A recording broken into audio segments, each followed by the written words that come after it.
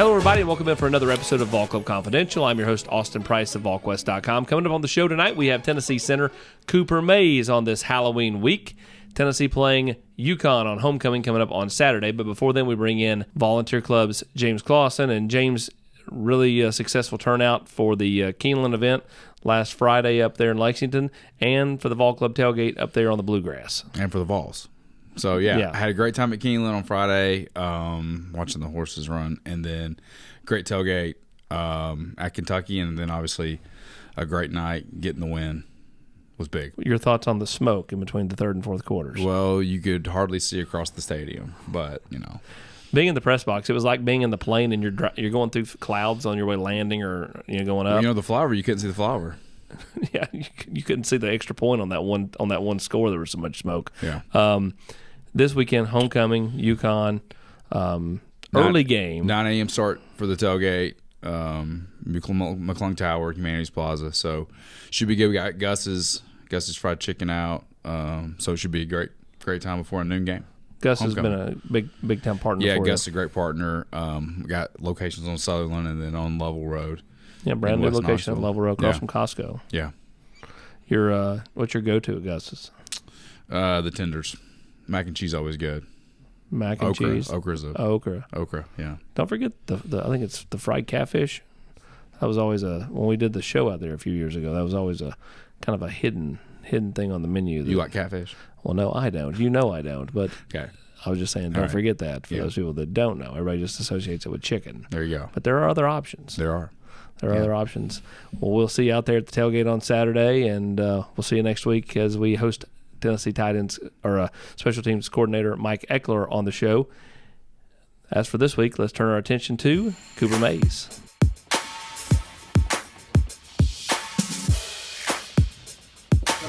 How are you? Good.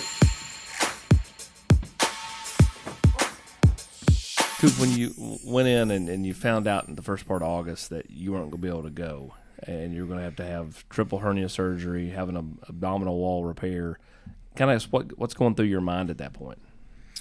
Well, really, immediately I was pretty bummed out. You know, I'm normally not like that, but you know, for the first little bit there, I was extremely bummed out. Didn't really know how to process it. But then, you know, about a day went by and kind of just, you know, sat down and made the decision to get it repaired and everything. And after that, I couldn't really, you know, I wasn't going to sit there and just ponder over it the whole time. So, you know, got up and then, you know, just made the best I could with it. How rough was that to come back from? Because it sure sounds painful. Yeah, it's painful. The main thing is it's hard to play, you know, center in the SEC without, you know, being strong in your core. You know what I'm saying? So, you know, the pain was one thing. Like, sometimes you can deal with the pain, yeah, but, I mean, it's hard to do that when you got so much instability in your core. Let's take it all the way back to when you first got to campus. That first year you played a little jumbo tight end, and then since then you've been the starting center. But kind of what's this journey, what's this ride been like? Man, it's really gone by a lot faster than I thought it would, but it's been a really good experience. You know, I came into college and, you know, if you would have told me that all the stuff that happened and you know, how it went down, I would have told you were crazy and that there was no way. But it's ended up being a really, really great experience. I've been really blessed, and God's been really good. And, you know, I've gotten to watch my little brother grow up, and I got to play with my older brother. Got my first start right beside him, and, you know, it's been a really beautiful journey. So you look at those first couple of years, you had Cade here. Then, you know, you had Darnell. You're kind of like that old vet that's, you know, been around. I'm not sure. I mean, I'm not saying you're not close with people, but at the same time, like the guys you were close to have graduated. How different does this year feel, just from being an older guy standpoint? It was a really different experience. The whole year, I've been kind of trying to find my role, and you know, and I think I struggled with that at first because, you know, I've always been the little brother, kind of always my whole life. Like I've always had Cade to look up to as my older brother, and then when I got into the O-line room here at Tennessee, everybody kind of already knew me in the O-line room, and you know, they kind of took me in as like their little brother, you know, Trey, just Jerome, BK. I mean, there's just a number of guys that took me in I was really, really close to. So I was always playing that role as like the little brother. And then now, you know, I'm the old guy, and, you know, I struggled at first with it. It was kind of hard to fill that role, but now I've kind of grown to like it a lot. I think I've played my role really well. Did you talk to anybody that has been that big brother, older guy to kind of pick their brain on maybe how to morph into that? Me and Ellerby talked about it a little bit. We had this night where we had like a recruiting night or something in the off season, and we were on top of the stadium, and I was kind of just sitting there talking to him about it, how just, kind of just putting everything into perspective and how far we've come and just everything. And we kind of got onto that topic, and he just kind of said that like everybody kind of goes through that gets into that leadership role later in their career is, the dynamic changes a little bit and it's just natural, and you kind of grow with it and you kind of just feel it out, and it works out for the best. And it has. It's been a really good experience. Where's your game changed? Where's your game gotten better? Man, I've stayed really big this year. I think that's been the difference this year is I've stayed above like 305 pounds like the whole year, which normally I haven't been able to do. So I've been really happy about that, and I think it's showed up a little bit in my strength and everything, which I'm still trying to get kind of back on my feet and get where I want to be and where I need to be and everything. But it's been a good start of the season. I'm pretty happy with where I'm at. Do you think part of that is you didn't go through August and most of September where you get those 95, and you're just practicing every day and you're just dropping weight like crazy?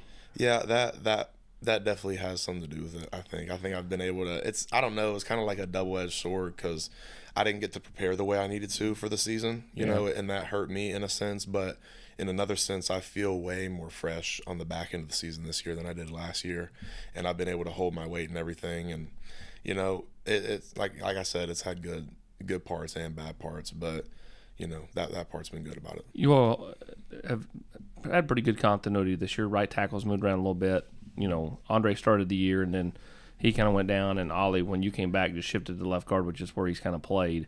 How big has the health been to kind of have this offensive line be as good as it's been, especially in the run, the running game where you guys continue to lead the league? I think we've done a really good job with it. I think just, every year somebody's going to go down or a couple people are going to go down. You just don't know when it's going to happen. Football's never going to be injury free for the most part. So I think we've done a good job of putting guys in and them guys filling their roles. And especially Ollie. I think Ollie's done a nice job with the cards he's been dealt with me going down and everything. And I think he's done a good job adjusting. I think our tackles have been a really good spot, whereas, we didn't know where that was going to be in earlier in the year. And I think it's been a good year. I think we've done really well. I think we've kind of turned the tide a little bit on, we were big on the pass heavy last year and everybody thought that we couldn't run.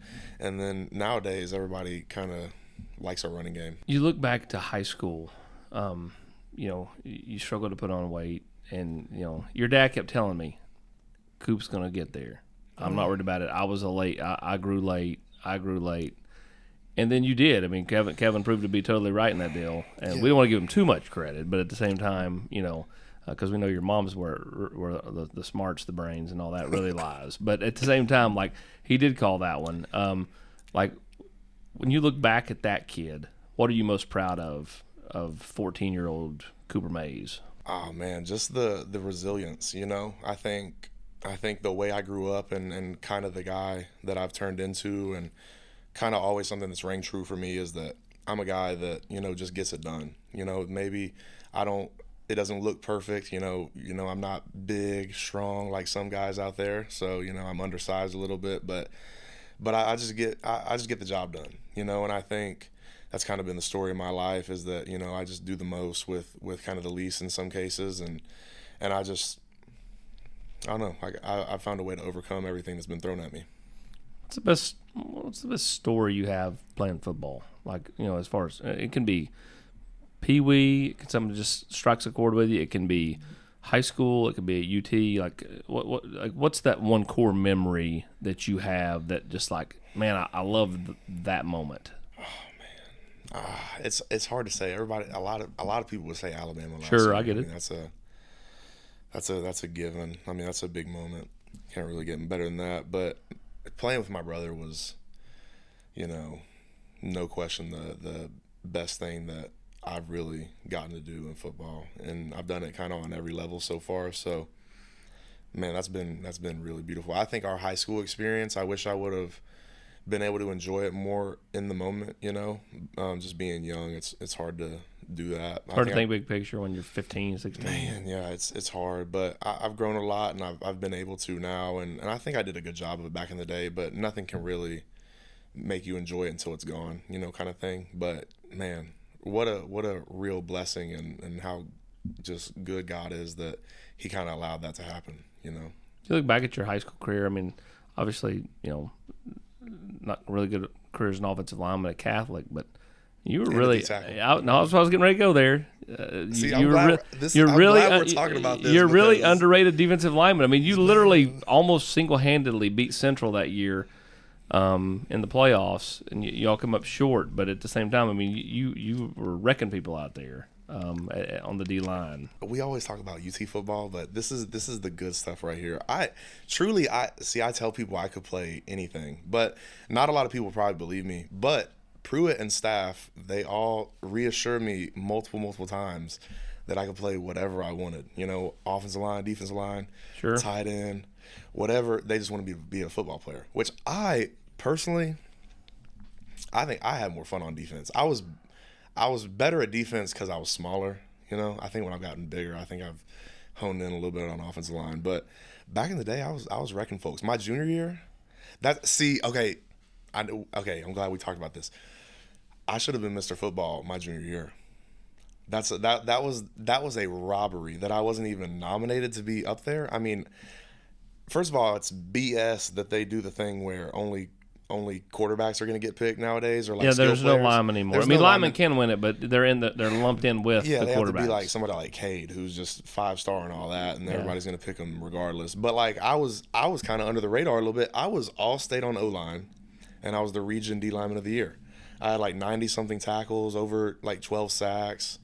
I mean, I think that's one of the better seasons in East Tennessee, like high school football. It just went unrecognized. I don't know. You think it's better than anything your brother's done? I think I was a better high school player than Cade, and I think Cade would tell you the same thing. All around, as making a difference on all around game basis, like I was doing, I think, more. You think it's because you were athletic enough, big enough to play, athletic enough to not be too girthy? I mean, because Cade was just so girthy. I mean, he was. Yeah, Cade was just huge. I mean, like the thing is, Cade was so big for a high school guy, and when you find kids that big, they don't know how to play football. They don't know how to use their hips and roll their hips and leverage and everything. You heard that, Cade. You don't know how to play football. No. Most kids Cade's size, but Cade, on the other hand, the Mays boys, they just have a natural way of they know how to play football. So he understood, and he was big and strong and everything. So that played out for him. But me, I was like 240. So the last game of my junior year, with all my pads on and everything, I was like 243. So really, I was like probably 237. So like I was playing at like below 240 the end of my junior year, and that allowed me to play defense a lot better because I was just killing folks. Because everybody, I was pretty much bigger than all the O-linemen still, even though I was small. So they would think I was going to try to like run them over, which that was never my thing. I would like to get people to try to kill me, and then I would just make them miss, and then that was how I played defense. I just jump gaps and, you know, swim moves, all that stuff. What are your memories of Tennessee football as a kid? Is it of your Uncle Michael Frog? I mean, is that kind of the first core memories of Tennessee football? Yeah, that would probably be the first part. I remember probably not good, but Mount Cody. Sure, yeah. Mount Cody, that was the one that stood out in my mind. And then I remember always watching Tennessee versus Florida at my grandma's house, and we'd be eating ramen noodles, and I'd just be watching the game, just so disappointed because I feel like we could just never. We could never get the big victories, you know what I'm saying? So that was upsetting. But that was where I was at as a young guy. And then you come back and you're here last year and you beat Florida, you beat Alabama. Boom. You know, I mean, LSU. You know, come up short this year, but at the same time, you got to start winning those every now and again to start winning them routinely, right? Right. Well, I mean, I think it's a step forward in your program's direction. You know, I think, you know, just getting big time victories. I think that back in the day, I think Tennessee struggled with when it was big time games and stuff like that, and it would get to like games like overtime and stuff. It would just, we would never be able to pull out the long hard fought games with close, like higher ranking opponents and stuff. And I think last year we kind of kind of turned the corner a little bit on some of that stuff, and I think we got some big time victories and crucial moments, and I think it was pivotal for our season. Like the Pitt game. Us beating them in overtime, that changed the whole trajectory of our season. Yeah, because that game, you were like, when you left there, I think people were like, oh man, Pitt was on their third string quarterback. They had to take it to overtime, and who saw 3 weeks later, you beat Florida and LSU basically in back-to-back games. And then a month later, you beat Alabama, right? Who saw that team? Did you see that team? Man, I did. But I'm like, I don't know. I'm pretty delusional when it comes to like Tennessee, like just really any team that I play on. Like I think we're always gonna go out here and whoop everybody's butt. You know what I'm saying? So I don't know. That might be one thing, but I truly think the whole team expected to win, and that was a pivotal thing for us to win. I think the power of the mind is super strong. So if everybody goes out there and has one common goal and everybody expects to win, it's going to change the outcome. Especially in today's age with NIL and everything, it's a whole different ballgame. What's Tennessee football mean to you? Man, it's hard. Everybody's gonna. You think you'd be like, oh, just Tennessee just means everything. I just love it through and through and everything. I love my brothers. Tennessee is my home, and I love Tennessee and the university. But man, I love going out there with my brothers that are there, and then that's what it's about for me. Like I sweat and bleed for those guys, and that's gonna last a long, long time. The bonds that I've created and just everything that we've been through together. We referenced earlier, you're really close with some of those older guys. Obviously, your brothers in the NFL, Trey's in the NFL, Carvin, Darnell. How much do you on Sundays?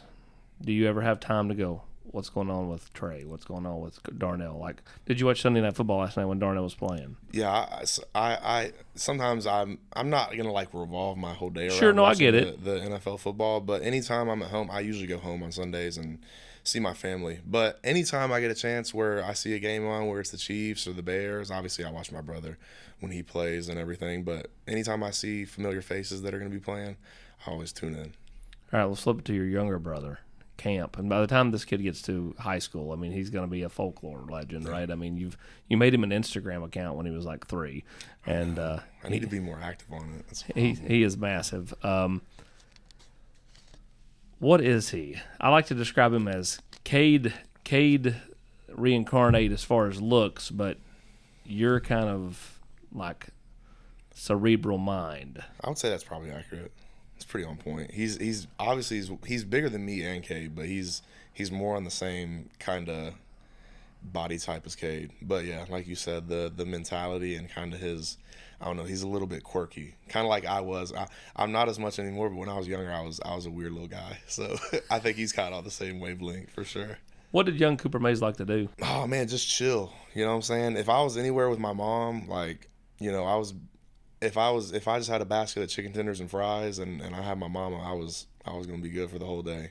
You didn't have to worry about me. Best chicken tenders are where? Oh, Aubrey's, unreal. Y'all don't know about that, do you? Yeah, they do. Aubrey's, it's top notch. You know, with honey mustard, barbecue, what you roll with? Honey mustard, and then you get the ranch and buffalo sauce on the side too. So you got different options. I don't know. I'm actually pretty passionate about this. Different chicken tenders need different sauces. You know what I'm saying? Sure. Like you could have some chicken tenders where you're like, yeah, this is better with honey mustard. There's some chicken tenders that you eat and you're like, these are better with the ranch and hot sauce combo. There's 2 different styles. I don't know how to explain it. Does it depend on how heavy the breading is? That's probably what it is. I didn't really know how to formulate the opinion, but it probably is the breading and the taste of the breading. All right. It's Halloween this week. Yeah. Goat Halloween candies what? Man. It's between Kit Kats and Snickers. I'm gonna probably have to say Kit Kat. But I don't know, Snickers is, I had a Snickers earlier before, like from the meeting. It's pretty serious, man. It's hard to get better than that, for real. It's pretty exhilarating. You know what I'm saying? I don't think you can go wrong. Twix, Reese's. See, I had 2 Twix as well. Man, yeah. Well, no wonder you're staying above 300 pounds. I had a Snickers. I had 2 Twix. I'm going to go get some dinner after this, too. It's going to be a good night. He's going to Aubrey's to get chicken tenders. No, I wish, man. It's a little bit late for that. It's a classy establishment, man.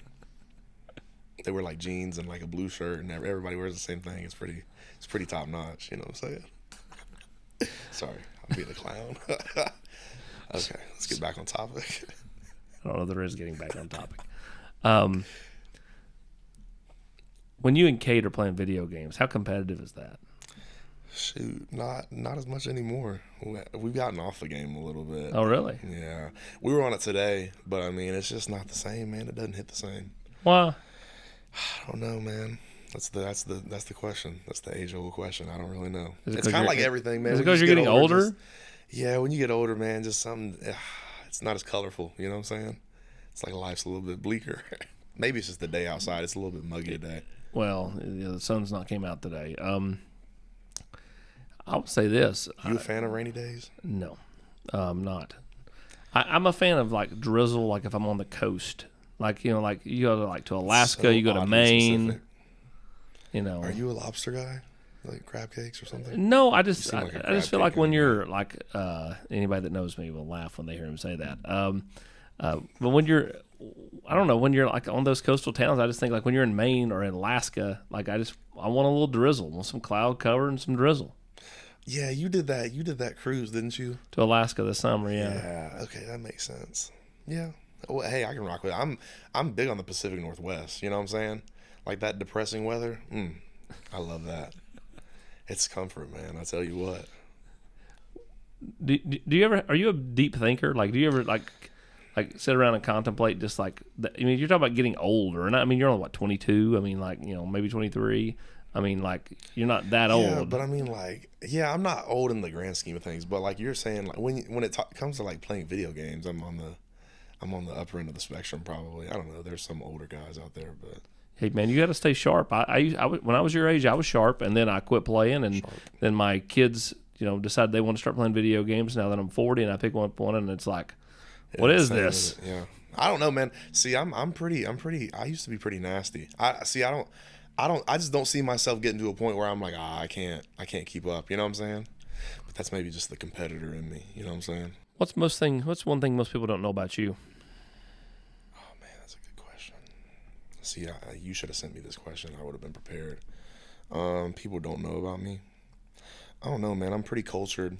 I feel like I don't know if anybody can really pick up on that. I feel like you can put me in any crowd and I'll probably have a good time. I think Kev's a lot like that. You probably picked up on that. Kev's can talk about it. Yeah, you know a little bit about a lot of things, so you can talk about things. Yeah, like a Renaissance man. I don't know. I mean, that too. Yeah, but I don't know. I can just get in where I fit in, History guy? Yeah, for sure. I liked history a lot more than math and science. I wasn't a big fan of that. But history's my thing. I'm a big fan on like really any type of history that like fallen civilizations, like the Romans, Egyptians, all that stuff. Archaeology is pretty current. What else? I like world wars and like Civil War, all that stuff when I was young. I feel like most guys do, or most boys do. So you would be comfortable just getting up there and walking around the National Mall in D.C. and seeing all the different memorials and stuff? Yeah, my family did it when we were younger. That was, man, talk about a stressful experience. May's family going around to see the whole monuments with Big Kev. Oh, God. We had a whole schedule and everything, dude.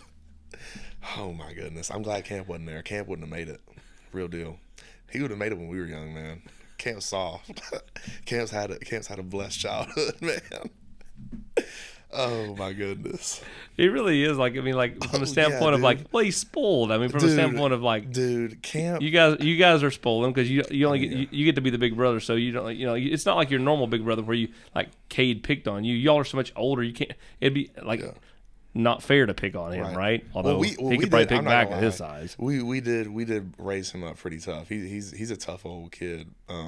But yeah, in the sense of like being spoiled and stuff, yeah. He's definitely spoiled. My parents are getting old, man. They can't lay the law down like they used to. Man, I don't believe that. Like, okay, they can. Probably Big Kev doesn't. Big Kev's not as. I think Big Kev might be getting soft. It's not. He's not as juicy as he used to be. Your mom isn't getting soft. No. Melinda will never be soft. She gonna breathe fire forever. Oh, dude, she's as strong as can be. She's a workhorse, man. She's about as good as it gets. They don't make them like that nowadays. Dude, I don't know how I'm gonna find a girl, Because they don't make women like her nowadays. You know what I'm saying? Oh, no. Everybody's worried about their sororities and the Lululemon and stuff. My mom was worried about getting a job. You know what I'm saying? Getting that education paid for. You know, it's funny, and I've told a few people know this story. Like the first time I ever met Melinda Mays, I didn't know her name. I started working out at D1 with Dunstan Kendrick, and it was me and a bunch of house moms that were working out at like 6 a.m. and I worked out about 3 times, and I was like destroyed. Yeah. And I mean, like, these women just kicked my butt. I was way out of shape. I'm still way out of shape. But I remember, so like, you know, we're going through Cade starts getting recruited, and he posts a family picture up there, and I'm like, oh my God, that's your mom? I used to work out with her, and she kicked my butt. And like, she loves to laugh about that. Oh, dude, she's so competitive. She's probably the most, no doubt, most competitive in our family. I mean, it's just stupid, like the way she sees, like the lens of life she sees. Like she definitely saw you and made it a point probably to beat you every single day, and you just didn't even know it. Yeah, really, everybody in there. She was probably. I mean, I don't know if she was probably first, but she probably wasn't far behind anybody. I promise you that. Oh, my favorite times now with your parents are like, I come down from the press box with 5 minutes to go, and you know, I always stop and say hello to them. Well, this past home game, for Texas A&M, I need to go and get in there and get my stuff set up. So I was going to walk straight in and then come back out and talk to her. That's normally what I do, and like Horace McCoy and his wife yelled at me because Brew had just had the surgery and stuff. And so I stopped, and then I went on in, and I came back out, and your mom's like, I got a bone to pick with you. You didn't stop and speak to me. I was like, I was going to set up. I was coming back. Like, you know, but the time before that was when camp, you know, I always go see camp. And so laying down the groundwork for his commitment video in 2032. But so he, afterwards, they're like, it was so funny after you left. He goes, that's the one guy I wanted to see today. Because, like, he hadn't been to the games because you hadn't been playing. Right. I guess it was the South Carolina game when that game happened. Yeah, I think so. It was your first game back because he had not been to the games all year because you weren't playing. So, great family, very opinionated family, all of them. Oh, dude, we're going to say what we think. Oh, I'm with you. Hey, listen, I could be an honorary Mace for that because I'm as blunt as they come. Oh, dude, I mean, there ain't no time in life to not say what you think. You know what I'm saying? I mean, screw that. That's no. Be you every day of the week. Be you consistently. You know what I'm saying? That's how I see it. Well, that's how Big Mel sees it too. Yeah. Yeah. What's the best lesson she gave you besides that? Oh man, that's a good question.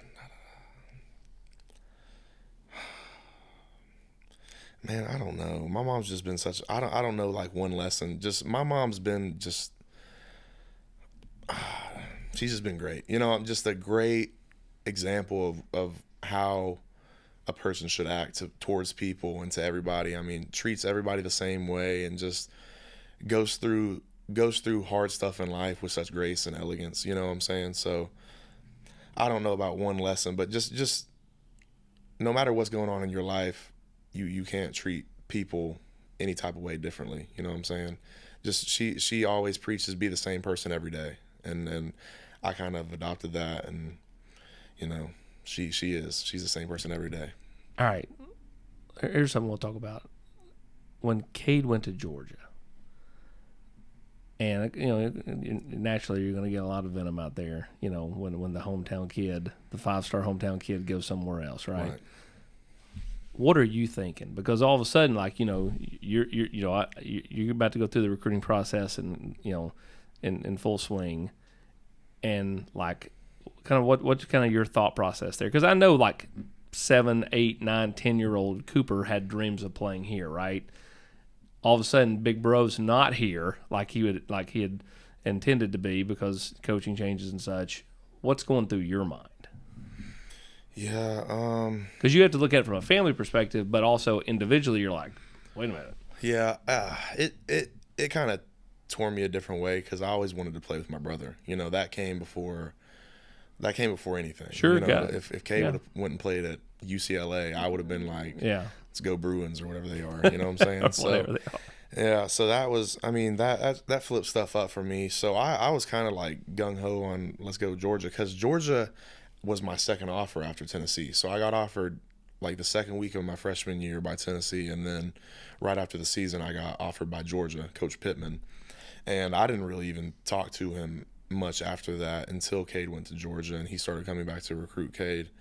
But kind of just I really did like Georgia. I was definitely going to go there, but kind of how my recruiting played out, they recruited me pretty hard for about another year or two. You know, I talked to them all the time and was kind of dead set on going there. And then right after my junior year, probably of high school, I was, like I said, I was 240. So I was, you know, it wasn't looking great. Basically, yeah, for like a college recruiter that didn't really know me. So they kind of pulled back on me, and Georgia didn't really recruit me for a couple months. And during the couple months that they didn't recruit me, Pruitt and them at Tennessee, they, like I said, they were telling me I could play whatever. It didn't matter if I was 240 or 290. They wanted Cooper Mays on their football team. You know what I'm saying? So that said something for me, like, just, I don't know. I'm kind of built that way. I'm kind of, I mean, if you kind of turn on me once, I don't really, it's not my gig. You know, I'll forgive you, but I don't really mess with you after that. So I was kind of turned back to Tennessee. So the night before Cade goes in to tell Kirby he's coming back home, you know he's coming back home. What's your thought process like? Because I'm sure you're probably like, all right. Yeah, I mean, I knew it was about to go down. I didn't really know what was going to go down. You know, I didn't know how it was going to be received and everything. I kind of knew that probably Tennessee fans would jump back on the train, and I knew the son would probably be like, you know, I don't want any of the Mays brothers here. Like, people hated me for it, which, like, I mean, whatever. But, you know, I mean, I think it's pretty harsh. But, you know, some people hop back on the Mays train, and some people didn't. But I think it's turned out well. I mean, I as much as people want to be upset, I think we've done pretty well for this university. Oh, 1,000%, 1,000%. I mean, that's, you know, and again, like, the place has had so much down the last 15 years. You know, you know, Cade saw it a fraction right there when he came back, and you saw it in full bloom. You know, last year. So you've kind of got to cash in some things. First member of the Mays family to beat Alabama. Boom. Yeah. No, I mean, there's definitely been some really good stuff that of the immediate Mays family. Michael beat Alabama, I believe. But did he really? I'm pretty sure. What year did he graduate? Oh man, it was mid 2000s, maybe 2004 to 2007 or something. 2003 because he would have been because 06 they won that game. They won it in 04. They won it in 03. You know, so yeah, I mean, he was a part of a team that won against Alabama, but the immediate Mays family. Yeah, that's me. I mean, Big Kev and Cade. Cade didn't even beat him at Georgia. No. So, yeah, you know, I'm the first one to go to Africa. I mean, I'm a trendsetter. You know what I'm saying? Trendsetter in the Mays family. Trendsetter in the Mays family. Camp's gonna beat me out. He'll do some crazy stuff. You talk about like your love of history and fall of civilizations and stuff. Where's the one place in the world you'd like to go that you've not been? I'd like to go to Greece, not because of my like loving of history, but just because Greece is so beautiful, man. Santorini, you ever peeped it? I have not. Oh man, go look up some pictures. I don't know if my eyes will do it justice, but the pictures do. And when you went with all leaders to Rwanda, yeah, then you had the picture about that gorilla, that big silverback. Yeah. I remember you're like scared to death. You're like. Oh, dude, you're like from here to you. Oh, dude, I was chilling. Gorillas love me. The thing is, though, gorillas, people don't know this. Gorillas aren't naturally like, they don't just try to snatch you up. You know what I'm saying? So like our guides would like make calls to them, and like they would like reciprocate the call back, and then you'd know that you could come near them. But they tell you before, they never attack you without telling you. They like give you a warning sign, and then they do what they're gonna do. Now, thankfully, we didn't hear that, so we were good. But that was life changing. Talk about the great that was better than any football experience. Anything, just overall life experience, best experience of my life, going to Africa. when you look at your kind of where you want to go from here, you technically could come back next year. You have another year of eligibility if you wanted a COVID year. You may not. You kind of soaking up these last few games here just because you don't know of your decision at this point? I mean, like, are you kind of approaching things like, I mean, Jacob approached it last year, went through senior day, and then is going to go through senior day again this year. I mean, like, how will you approach things the next few weeks? Man, I mean, this is going to, like, really come out as, like, coach speak, and you probably won't think I'm being honest, but, like, really, like, truly, we've got so much stuff to work on. Like, we're just scratching, like, even close to the surface of our potential as a team, and I'm really trying to, like, spearhead us getting better and finishing out the year right. So I haven't even really thought about it that much. And plus, it seems like I haven't, like, I don't know. Usually, probably if I would have played the whole year, like, if I would have played, like, the first few games, like, the first, what was it, like, 5 games? If I would have played, like, if I would have been, like, 8 games deep right now, I'd probably be like, oh, this is the end of the season. I probably needed, like, but no, I haven't really thought about it. I've only played, like, 4 games. So it feels like I'm just getting started. Well, you have to think about it because ultimately it is coming up. Yeah, I know. Yeah. I mean, I've started thinking about it, you know what I'm saying? I mean, you got to be you were a captain of Kentucky. So, I mean, like, you know. I've been a captain twice. Yeah, a few times. Pretty cool, man. Do you not like? Do you like being a captain on the road versus home? Because then you miss going up through the tee at home. No, I like being a captain anytime I can. I think that's like the ultimate sign of people trusting you and everything. I don't know. I love that stuff. Just because I don't know. I kind of called it. You know what I'm saying? Or I didn't, but me and my family knew what was gonna happen. You know what I'm saying? Like you said, like everybody kind of.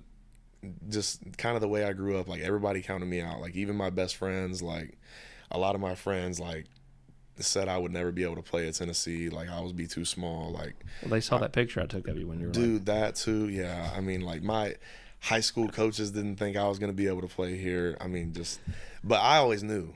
Like I knew, and like me and my family have talked about it. My mom, like I knew all this was gonna happen, but it's just playing out right now. When you guys start going tempo, is that when you're having your most fun? Because, I mean, I think you control the pace as well as anybody. No? Man, no, dude, it's not fun. You know how tired you are out there? I mean, like, think about it. Oh, no, dude, I get it. But, I mean, you make the offense go at a pace that, is really, really quick. Yeah, I do take pride in it. I take pride in doing my job at a high level. You know what I'm saying? So, anytime I can, do my part at a high level and make a difference, I don't know. I love that part of it. I really like being a center.